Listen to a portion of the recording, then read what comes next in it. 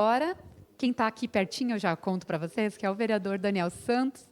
O vereador Daniel Santos, que é o atual líder do governo. O senhor ocupou o espaço para justamente defender o governo, né? Antes da sua fala, o vereador Iago Morandi tinha feito falas, cobranças ao governo municipal, ele que é de oposição, e o senhor aproveitou para rebater as falas, né? Dizendo a participação que as secretarias elas estão abertas, trazendo esse respaldo para os parlamentares.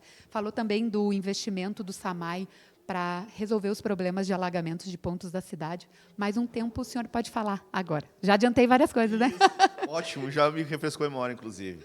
Então, bom dia mais uma vez, pessoal. É realmente isso. Eu sempre saliento que é importante e nada contrário à oposição.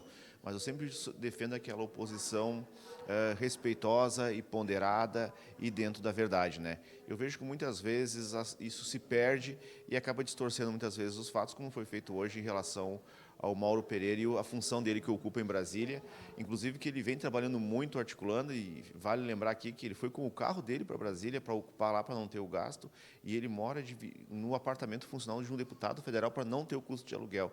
E vem intermediando muitas demandas de empresários de Caxias, entidades de Caxias e Brasília, e liberando recursos dentro dos ministérios, através que são de emendas parlamentares para a nossa cidade. E falei também, claro, desse anúncio que foi o investimento que vai acontecer agora do SAMAI, que vai sanar mais de 90% das demandas de alagamento da cidade. Então é isso, trazer à tona e salientar e valorizar aquilo que é positivo que está sendo feito pela cidade e pelo Executivo. Ótimo. Muito obrigada, viu? Até mais.